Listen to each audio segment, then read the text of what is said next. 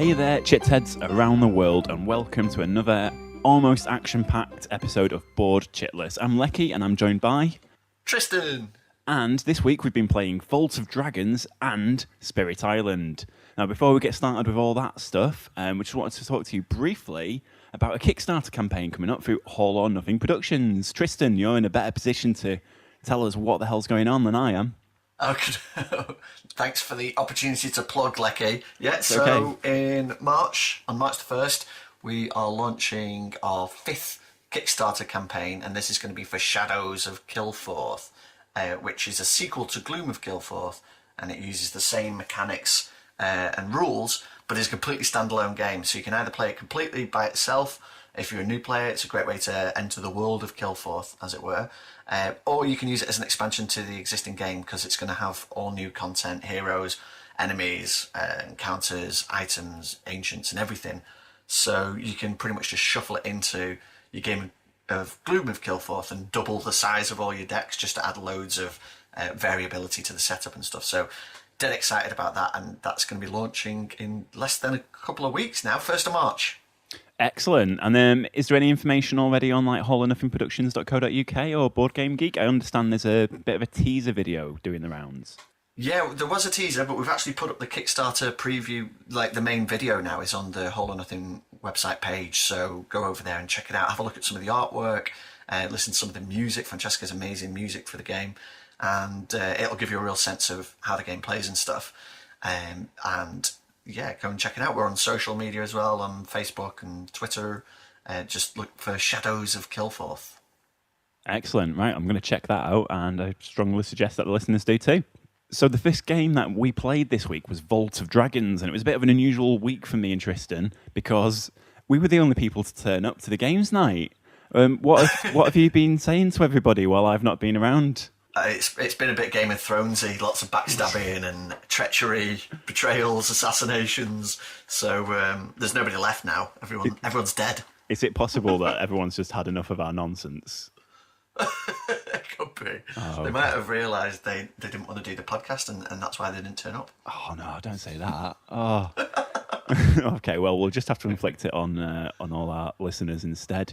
So, like mentioned, we played Vault of Dragons. It's a Dungeons and Dragons board game, not by Wizards of the Coast, but by Gale Force Nine, who have done a couple of other titles.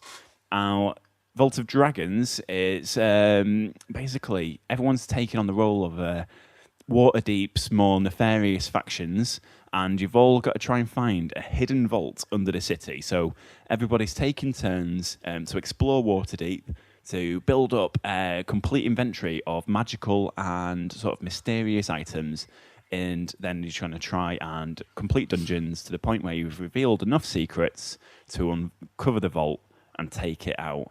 It was quite a lot of fun. How did you enjoy this one, Tristan? Yeah, for me it felt really kind of derivative of Lords of Waterdeep, which is a fun D&D adventure game, basically, where you're playing as a bunch of backstabbing Lords of Waterdeep trying to, cement your power by collecting victory points. And in this one, rather than Lords of Waterdeep, you're sort of, as you say, the shadowy factions working behind the scenes, the thieves guilds and mercenary guilds and stuff. So in terms of gameplay, it's still like taking it in turns to play an action and spreading your influence across Waterdeep. But the main sort of thrust of it is, as you say, you're trying to find this vault which is hidden in Undermountain, which is this handy dungeon that just happens to be sitting beneath the city of Waterdeep. So from a gameplay perspective, each round you're trying to bring in rogues, fighters and mages to go on quests. So it's, in that respect, very similar to Lords of Waterdeep. But you kind of, rather than collecting victory points, you're racing each other to find this vault and sort of power up your dudes and collect enough magic items to make them powerful enough to explore the dungeons. And so, but there the sort of similarities end. So rather than just sort of sending X number of warriors and wizards on a quest, in this one you pick your team, but then you have to roll dice to overcome each quest, and depending on how many successes you got or how successful you were in exploring, that sort of dictates how many treasures or magic items or gold that you'll get from completing that quest. And you're also trying to collect secrets. So each time you complete a dungeon, you collect a secret. And if you get 3 secrets at the start of your turn, you can unlock the Vault of Dragons. And then that's like the super toughest dungeon. So as it played out, you and I were pretty much toe-to-toe the whole time. It felt like a lot of back and forth. You are directly attacking each other's dudes as well, aren't you? Because you contest each other for locations, for the control of that location. And if you control a location, if you've got no enemy players on there, you'll gain an income from it at the end of the round, which is really good. But if it's contested, you have to sort of fight each other to be the one that controls it. So there's a lot more sort of direct attacks than there is in Lords of Waterdeep. In that respect, it seems like they've learnt a little bit from the tyranny of Tyrants of the Underdark. Tyrants of the Underdark, yeah. Even though that one's it's a lot more area control and influence based, isn't it? So you're trying to get spies into cities and then have a round. Tyrants is more like a area control and deck building and stuff. But there's still that sort of direct attacks on each other, which feature quite heavily in this. Oh, go on. Sorry. I'd say a game like this really needs it. Because if it was just me and you racing for victory points, it'd get a bit stale, I think. Whereas with us moving our wizards and our rogues and our warriors around, it kind of, you're always sort of like wondering if you need to shore up a particular location, or you just try and second guess what the other person's going to do, if you can give up a location for a better one or not. And then you've got City Watch as well, running around trying to beat everybody up, which is a nice little interesting way to just add a bit more dynamism to the game. They're sort of like an AI, aren't they, that just sit there and block locations. So they count as contesting a location straight away, and you've either got to beat them and scare them off, or just move on to another place. So with 2 players, there's like 4 of those guys in 12 locations, and it's quite a block. And so each player has their own initiative ability as well. So if you've got the initiative at the start of a round, you get to activate an ability. Mine was to gain 3 gold, but yours was to move the watch, so you could effectively sort of block my locations by chucking the watch onto them, which I could, is quite a nifty move. But now that does rely on me having initiative, which for a 2-player game, I found it incredibly difficult because I was trying to collect rumours. So I think it's the person that's got the most new rumours at the end of that round gains initiative. I think that's the person who gets first dibs on the treasures. Okay. So each round there's an offering of treasures and magic items, and the person with the most new rumours gets first dibs on those. But then at the end of the round, it's the person who controls the most locations. There we go. Who has the initiative, and which you did for most of the time. But I was lucky enough to get treasures that stole the initiative back. which was great though, because for like a 3 or 4-player game, we'd all be fighting it out on the location board trying to get that edge, and then you just kind of get over the top of it. And it was a really nice mechanic. I think it probably maybe played a bit quick in the game. It came out in like the 3rd round. So we both had a turn at initiative up until that point. And then you took it. But to be honest, I can't really complain about you using a game mechanic to to your advantage, because there was loads of other stuff that I was taking advantage of as well. One of them was the secret mysterious location where you can buy secrets. So you were doing it the good old-fashioned way, where you were going through into the Undermountain and you were completing quests and gaining secrets.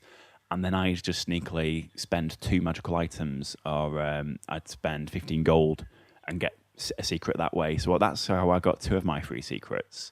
And it felt like you just found a massive shortcut, basically, didn't you? Yeah, well, you still have to kind of go out of your way to find the magic items in the first place, but it's not impossible. So it's just a different way of spending resources, really, where you was always going into the inn, spending money to send people into the quest, and then rolling for it.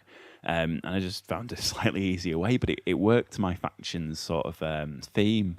Because I can't remember the name of it at the top of my head. I've not got the card as reference, but I was the sort of like shady underworld, dark, mysterious mercenaries. And in the you were the Zentarin. The Zentarin, there we go. And in the lore, they're always kind of like the underhanded, they're paying people off, they're kidnapping wizards, they're stealing research. So I felt like I just played the faction very well. Yeah, you're definitely playing the baddies in this one, aren't you? I was the guys who worshipped Asmodeus, the god of the nine hells. So, and you can be beholders, or you can be the drow, Bregendaeth. So you're very much baddies in this game, which is weird because for a dungeon explorer type theme, it wouldn't seem like you would have to be the bad guys, but that seems to be what they've chosen, basically. Yeah, but I guess it's an alternative to being like the Lords of Waterdeep. Well, that's it. I think Tyrants and Underdark sort of showed us really that there is a big appetite for people playing baddies. And I know a couple of people that in their campaigns, they're playing baddies. So they're like, instead of being the hero adventurers that are trying to stop like the necromancer, you're the people that have been hired by the necromancer to kind of like help him get the magical items he needs in order to waylace. Yeah. And I just think it's just a nice different way of looking at it, really. And it keeps the D&D sort of theme alive as well. It's like if the IP was always you're an adventurer doing something, or you're always a goodie, people are going to get bored of it. So I think it was a good move. Cool. And how did you think it played out? Did you enjoy the mechanics and stuff? The mechanics were great, yeah. I felt like it took a bit of a while to get used to, just because it's much a new game for D&D as Tyrants in the Dark was, really. So it was like completely different game mechanics. There's a few sort of like mechanics you see quite often in terms of like the area control and the fetch and collect style of the quests, but the way they all came together felt quite new, and it was just really good fun. I managed to sneak a win at the last round, and I think I got in there just before you did, and that felt really satisfying because, like you mentioned before, the dice rolls in this game, you just don't know which way they're going to go.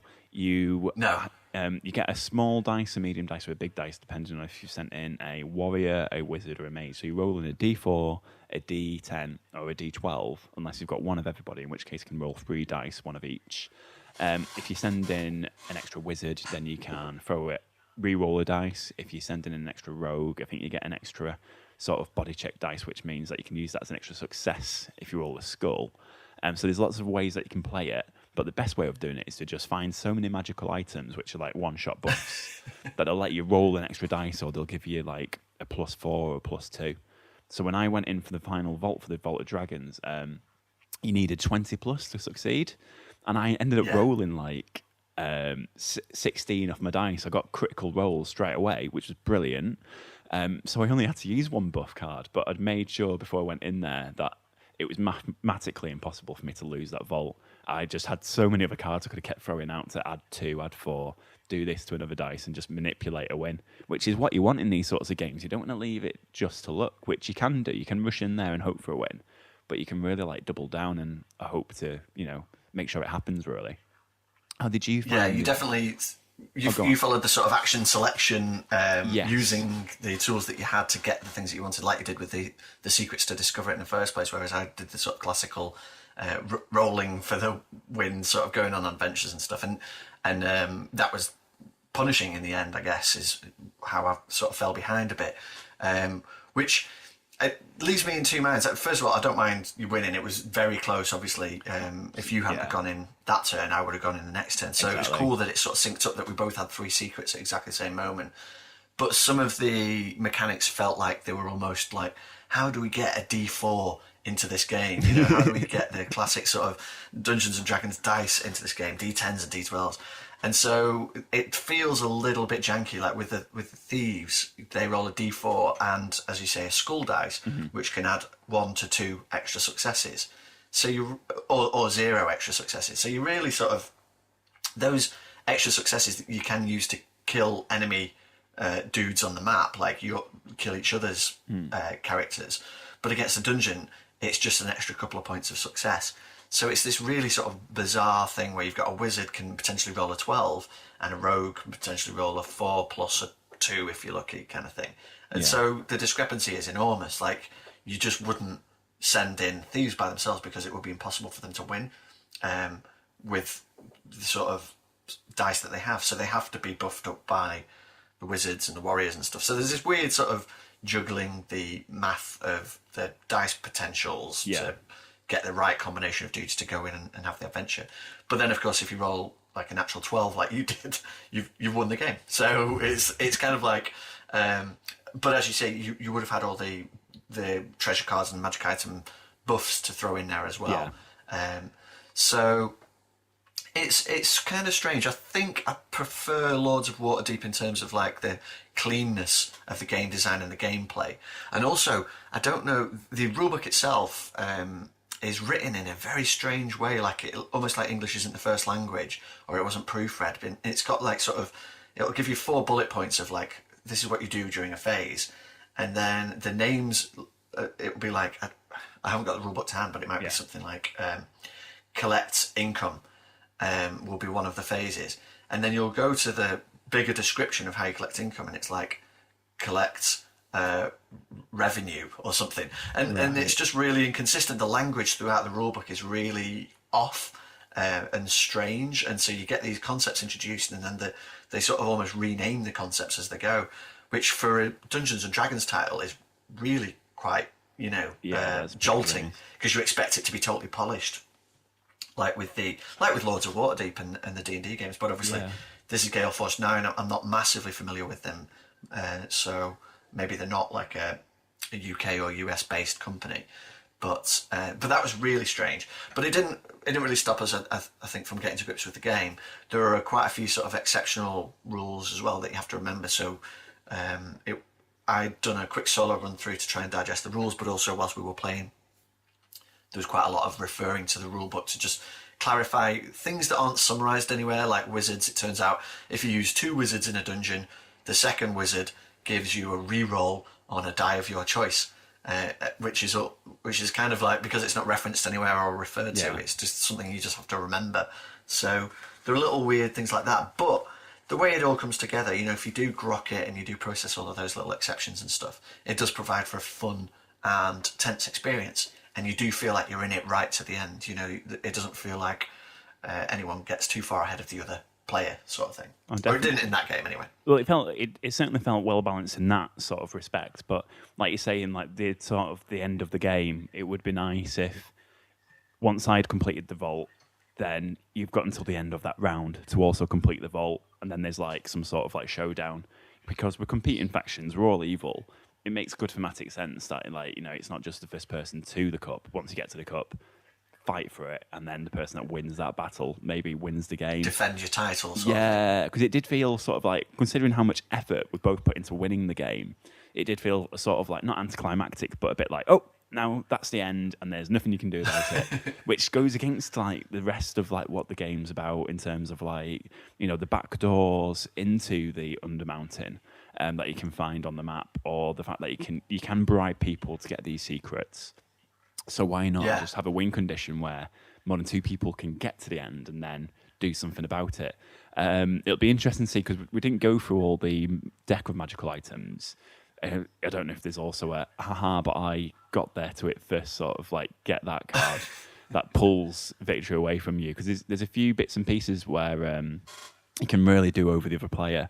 Like you cast a spell that meant that I couldn't roll any dice from wizards, which, considering they've got the biggest sort of like value range, that really kind of like hurt me. So I had to retreat quickly. So there's lots of like take that in the game. So it'll just be interesting to see a bit more of it at the end, just to make it, because all it's going to do is make victory all the sweeter if you do manage to like keep hold of it, or you manage to steal the vault from somebody else. But it's a fairly minor criticism really for the game as a whole. Yeah, no, it's quite a very specific sort of win condition. After everything you've built and after all the quests and things that you've been on, it does basically come down to who gets the first dibs at rolling at that dungeon, sort of thing. Yeah.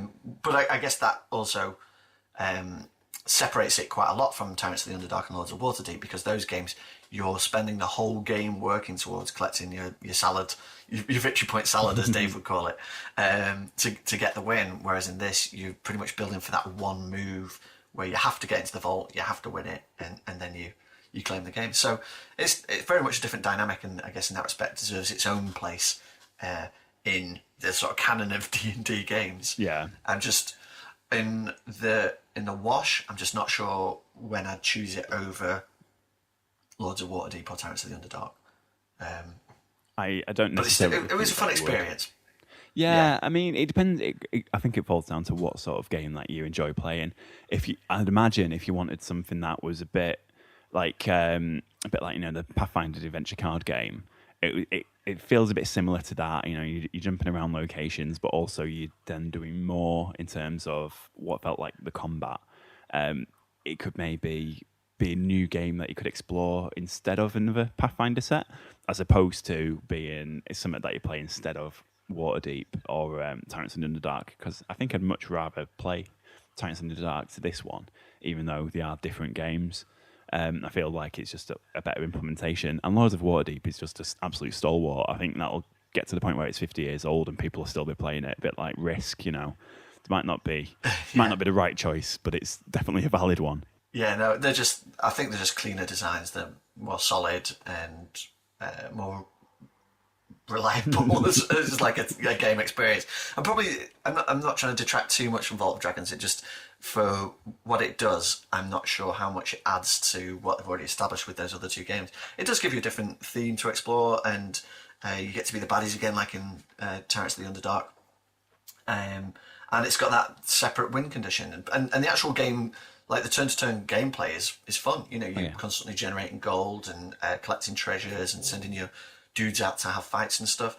Your actions aren't always going to be perfect. Like in Lords of Waterdeep, every action you do gives you something guaranteed. Whereas in Vault of Dragons, you might fluff a roll, and that's kind of actually made your position worse through one of your actions. I might attack you, and you drive me off. So in fact, you're not only not achieving anything with your action, you're setting yourself further back. So there's that extra dynamic to sort of bear in mind when you're playing as well, which is kind of another cool thing to juggle as you go along. But it could also be inferred the other way, that you could be victim of rubbishy dice rolls, or like you said, the other player plays a card on you where you're like, your wizards aren't involved, so there's no way you're going to win, kind of thing.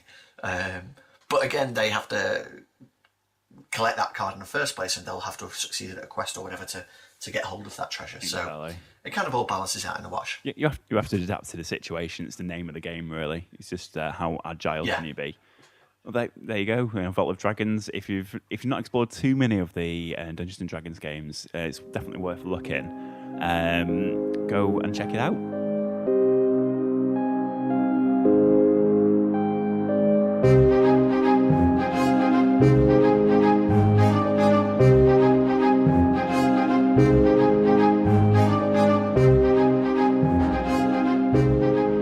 So the second game that we played in our epic night of gaming was Spirit Island, a cooperative game where it sees each player take over a different spirit overlooking an island that's been overrun by colonists. How would you sort of describe the game mechanics, Tristan? Nice. Yeah, so it's a 1 to 4 player co-op, and it's like the reverse of other games of its ilk, where normally in Archipelago, games like that, you'd be exploring and colonizing and developing your civilization across new lands and stuff.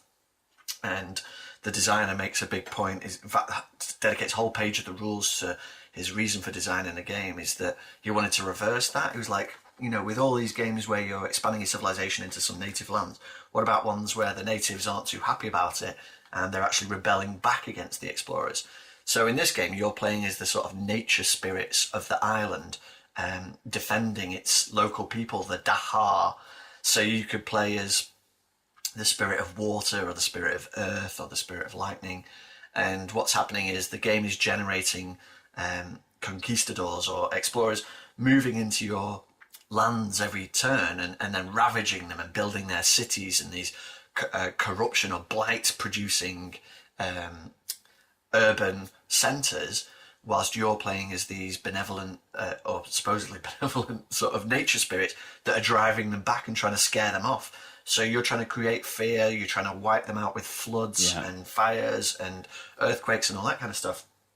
So it sort of flips that dynamic on its head, and the way it plays, it's quite brain burny. It's very very puzzly.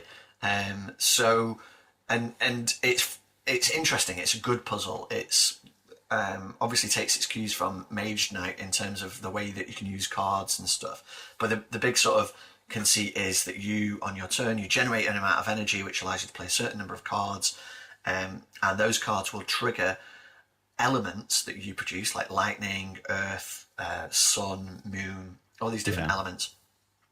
And you can combine those together to trigger a list of special abilities that you have in your character board. And the more you play, the more you'll develop your powers and the more elements you'll be able to trigger.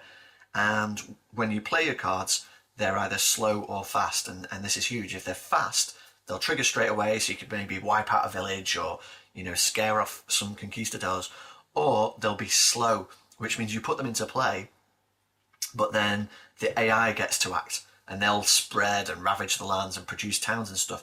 And then your abilities trigger after they've activated, which might change the board state depending on how they act that turn and where they explore into and stuff. So you'll get through the play of cards from the AI, you'll get an indicator of where they're likely to attack and build, and you have to concentrate your focus on that. But if you're too slow, they'll build more than you're able to wipe out on your go, so you've kind of got to keep them in check. And the biggest danger is that in any location, if there's either two conquistadors or a town or a city, they'll do enough damage to create blight, and the blight tokens go onto the board, and if you run out of blight, game's over, basically you lose. So the object of the game is to wipe out all of the towns and cities and conquistadors, but the more you play and the more you achieve, the easier that objective gets. So it'll go from it'll go down to you don't have to wipe out the conquistadors, and then it'll go down to you only have to get rid of the cities is like the final sort of easiest objective. So you kind of trying to keep them in check, trying to stop them from spreading too much, and with the co-op play, you're sort of trying to help each other, boost each other up a little bit with your card play as well. So you had cards that gave me energy, and I had cards that could sort of attack the conquistadors and villages that were building on your lands. And we had to sort of juggle that with our own little puzzle board of what's going on in our own section of the island. So, I mean, there's a lot going on. There's a lot to be thinking about. There's a lot of options in the game. Each turn you get to grow your spirit in a different way, whether it's add a new card to your hand or gain more energy or put more influence down on the board, and the more influence you have on the board, more holy sites you can create, and holy sites give you different card options again. So, and we were playing the basic game. We weren't even playing with, there's like advanced options for specific civilizations that are conquering you, like the evil English or the evil Danes or whatever that are coming into the land, and they have their own rules again. But we didn't even get that far. We were still wrestling with like the basic game, basically. Yeah, it was sort of like very different, wasn't it? Because like you're saying, you've got like your hand management with all your skills and abilities, and then they'll all, like the conquistadors will all move in different ways, and you've got like a sort of it's like a bit of an AI mechanic, isn't it? Where you reveal where the conquistadors appear, then that'll move up to where they build, and then the same location will move up to where they ravage. So you know where they're sort of acting and where they're moving around, and you're still trying to react to it. But sometimes it just seemed a bit painful with, like, you just sat there knowing that you can't react quick enough, or you can't quite block, or you know they would have already put a town there by the time you can kill off the other person. And what I liked about the game, like you're saying, was the fact that with it being a co-op, we were helping each other out. I was sending you energy every now and again, but you were also speeding up my actions. I think that was your special ability. So I had all these really good actions that would create quite a lot of damage or move a lot of people around, so we can manage them. But they just happen slowly, and then you can, all of a sudden it'd be like, right, no, you can do that now. So it's like brilliant, and we really managed the game state from that point of view. But then they just keep coming. And it got to the point when it's a cooperative game, but we played, it must have been a round or two in complete silence. Like, we knew what the other person was getting up to, and we were just kind of concentrating on how we were going to like supplement that. It was a very sort of strange experience, but it wasn't one that wasn't fun. It was just very, very different, especially following Vault of Dragons. You know, it felt like going from a light snack to a full course meal very quickly. Definitely. Yeah, there's so much going on, and there's no sort of real point where you're like, yeah, we've got this now, we've got this under control. Because the second you think that, the baddies, the explorers, will suddenly start exploring into multiple different location types. So they'll just swarm across the map kind of thing. And if you've not kept your island in check until that point, it can rapidly spiral and you find yourself out of control. But there are also other cool mechanics, like each time you destroy a town or a city, you generate fear. And you have cards, like my card, because I was like lightning and firestorms and stuff. My cards would generate fear. Yours was a bit more sort of languid and slower to build, but more effective in the long term. Like you'd save up a turn and then do mega damage sort of thing, like tsunamis or whatever. But each time you generate fear, you create fear tokens, which create a fear state reflected by a card that you flip over. And that will batter the enemies for you as well in different ways. Like it will scare them out of locations, or it will wipe them out completely and stuff. And that fear gets more effective the further into the game you get. So even though your card play sort of limits how much impact you can have on the board state, you've got this other mechanic, this other fear thing that you're constantly growing, like trying to psychologically drive them away. And that's a really nice touch as well, because it's almost like, oh yeah, forgot we've got this bonus thing that's going to happen this turn as well now. That you can either work towards or sort of generate on the fly without really realizing. So it's another sort of resource that you get to use against the explorers. Now, one thing I will say about this game that's put me off picking it up for ages is the artwork of the island is awful. It's like there's 4 different location types, like wetlands, jungle, mountains and sands, and they're all a sort of standard like bitmap pattern, which is really on the board. It's such a shame, because with beautiful artwork, this would be probably one of the most compelling games I think I've ever seen, but with the artwork being such as it is, the player boards are okay. The sort of spirits images are okay. There's sort of cartoony renditions of who you are, like lightning, beast or whatever. But the player board itself is so weird. It's like there's a flip side to it as well, where you can play a more thematic implementation of the island, where they've said basically you can play this version, but it's harder to read because the colours are sort of more thematic and it's all green and brown. The game is much harder to read that way, so we suggest you use the brightly coloured side, which is almost like, well, why don't you just design it in a way that it does work, and just have that as a standard option? Because sure enough, you do flip it over, and the graphic design doesn't get that much better, but it does get a lot more complex. There's more options. There's different like starting layouts and stuff, but it's still a fairly hard to look at board. And then the components themselves, you've got like plastic pieces for the baddies and sort of wooden bits for the goodies, and they're okay, they're functional, but they're not particularly interesting, to look at. So for this game that's sort of all about spirits and nature and all the sort of wonderful landscapes that you could have in spirits and nature, it just feels like a real missed trick. If they'd invested more in the presentation of that, it could be a genuinely beautiful game. And I feel like in that respect, it's such a shame it just falls short, because as I said, that's what put me off picking up for so long. And as it turns out, the gameplay for this is right up my street. I love this kind of puzzly sort of cooperative gameplay. It's Mage Knight is one of my favourite games, and this is almost like a few elements, the card play they've taken from Mage Knight and a little bit of the sort of the location types.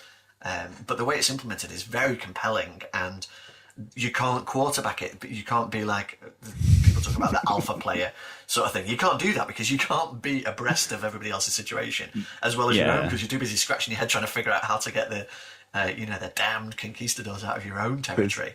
So there's enough going on to keep you occupied. There's far too many variables for quarterbacking. It's like, God help you, if you can get so involved in the meta of the game where you know what possible decisions someone's making for like swapping out cards at any given time, then you should be working for like some sort of intelligence services. It was interesting you brought up the sort of like graphic design and the illustrations, because like you said, it's all over the shop. There's some very strange design choices made when it came to picking the artwork and to like signing off some of the things. So you mentioned the game board, which doesn't need any more sort of talking about. But like the artwork for the game, you look at the game box and it completely missells the game. It doesn't at all say sort of like, puzzle-based strategy. It looks more like an adventure game. It reminds me a bit of like Forbidden Island, that sort of stuff, where you look at it and you think, this has got to be a family game. Pick it up, play it with kids. There'll be some sort of element of like dice rolling, a bit of card management, and we're off jumping around, having crazy foolishness. And you open it up, and you couldn't be any more wrong, really. I'm not saying that people judge a book by its cover and buy games based on it, but it doesn't do anything to help the actual experience of the game. It's almost the other side of the table. And the only thing that I can think of why it looks like this is because it's sort of current, it's new, it's very fashionable. Like the artwork itself is beautiful in some circumstances, like you mentioned, like the spirit cards. Some of the power effects cards look really nice. The cover, I think it's a really nice piece of artwork. It just isn't suited for the game, and it doesn't let the game down. But I think there'll be a few people that will pick this game up for like a present, and it's going to end up going straight to the charity shop, unfortunately, because they might have just misjudged it. It'll be great to know if I'm wrong about this, and other people are like, no, it's got absolutely no bearing on it whatsoever. But to me, it just seemed a bit crazy how different the gameplay is compared to what the game looks like. Rant over with that one. We've got the playtime here of about 120 minutes on the box, which seems about right. We take a bit longer with learning the rules as well. It was our first playthrough, wasn't it? Yeah, it was, but I think you picked it up pretty quickly. I think the actual gameplay concepts are really laid out well. The rulebook's pretty cool for that. It does occasionally introduce concept and then sort of explain it a bit later on, but actually it's really nicely laid out, and it's got sort of examples and stuff to keep you going, and because some of it can be a bit head scratchy, but then with the examples, like, oh yeah, I get it. So in terms of gameplay, I didn't give a massive overview before we started. I just sort of set it up and jumped you straight in. Yeah. And I think any delay in the gameplay is what we would have if we played it again, which is your actual strategizing of what you're going to do on a given turn, because it's not massively complex. Like what you're doing from turn to turn is fairly obvious, but it's sort of how you go about doing that with the cards that you've got. And I think that's great because it means the barrier to entry in terms of getting into the nuts and bolts of the gameplay is quite low once you've digested the rules. So we didn't have like a big 20-minute, and this is what you're going to be doing, and this is what they're going to do, and this is what we need to do together to work. It was just, here's your cards, pick them up, try and get the baddies and sort of solve for X kind of thing. And I kind of left you to it with that, but you picked it up really quickly. And sure enough, there were turns very early on where you'd picked what you were going to do, and I'm still scratching my head going, oh, what's the best way of optimizing this particular turn? I can't work it out. So I think that's a real big selling point as well. And you always feel like you're contributing. You always feel like you're doing a fun thing and gaining stuff. It's never quite enough. You will never have quite enough energy to do the turns that you want to do. You'll never have the new cards, the new powers that you're growing. You'll never get them fast enough. But that way it sort of gives you this slow, gradual build to becoming this unstoppable force of nature, which is finally going to wipe these evil conquistadors off the land. Yeah. So, once you've sort of grokked the mechanics and stuff, it does tell a nice little story, whilst providing this great strategy experience, and in that respect it succeeds magnificently. I'm really impressed with the game, and I look forward to trying it with the more expanded rules. Even the player boards, it suggests you choose the low complexity ones to start with, which is what we had, the sort of basic earth, basic fire type spirits, but there are more complex and involved boards that you can use as well. So I look forward to giving them a whirl and seeing what more depth and complexity that adds to the game as well. Yeah, I'd be really interested to try that again. It was an interesting sort of game win for us because we did beat it, but it was a skin of our teeth moment. And there was certainly a lot of turns that I took where I could have maybe, optimized it a little bit more. But that, that just comes with learning a game, and also with you got to try stuff out, and sometimes you might pick up the wrong power. You learn minor powers, and then you start getting these major powers that are brought in, and you have to then forget a power. And if you choose the wrong one to bin, then that can really mess up your strategy. So there's a lot going on. I really enjoyed it. Would come back to this one. And like you're saying before, really, you just alluded to it a bit, where the game really nails that balance of making sure that you have complete control over your turns and you can do pretty much anything that you want to, but making sure you've got very little control of the game state. So things are going to evolve and move out regardless of the decisions that you make, and you have to adapt and you have to change your play style and kind of think strategically and logically around these problems and overcome them. And I think it was a great game for that. So yeah, definitely very excited to get back on it and give it another go with a couple more people, hopefully. Yeah, I'd like to see how it plays with up to 4 as well, and I do imagine the playtime will go right up because it'll be 4 brains being scratched at once. But I think it would offer a load more. When we were boosting each other with those powers, it would be cool to see that going 4 ways as well. And seeing how everyone can come together to sort of tackle the threats at hand. And also, you all lose the game collectively if one of you gets wiped out, so that would be something to really keep conscious of, keep everyone in the game at once. Which could quite easily happen. It almost happened to me until we both rallied and kind of stopped the rot. It got to the point when at one point I think we were just managing blight, which was interesting. So many different parts of this game could go wrong, and so many parts of it can go right, that it was a lot of fun for me. Okay then, well, Spirit Island. Strongly recommended. Yep, strongly recommended by both of us there. Go and check it out. Don't listen to the artwork, but form your own opinion based on the game itself. Okay, well that's. I'm sure lots of people love the artwork and they'll be like, "What are you talking about? It's amazing." Yeah, it just feels a bit it's not bad artwork. It just feels a little out of tone. I think it needs to be a bit more serious. But maybe that's just me, just being maybe I should just lighten up. And it's serious games kind of fun artwork, guys. God, what are you talking about? Right then. Well, we've been asking people to review the podcast on iTunes, and a couple of people have rallied through with us. So we just wanted to give a quick shout out to one of the many people that have reviewed us. It's a very famous person. It's Mr. Alan F. Partridge. So not sure if it's a legitimate handle or if it's just somebody using a bit of a pseudonym. But thanks very much for your 5 stars. We really appreciate it.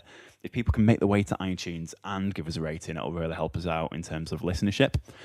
If you don't want to do that and you listen to us on SoundCloud, then you could subscribe to us or just share a link to one of the podcasts to some of your mates. Anything that you can do to mean that we get a few more plays, which means that we can just feel a bit better about ourselves and our egos. It'll be dead nice.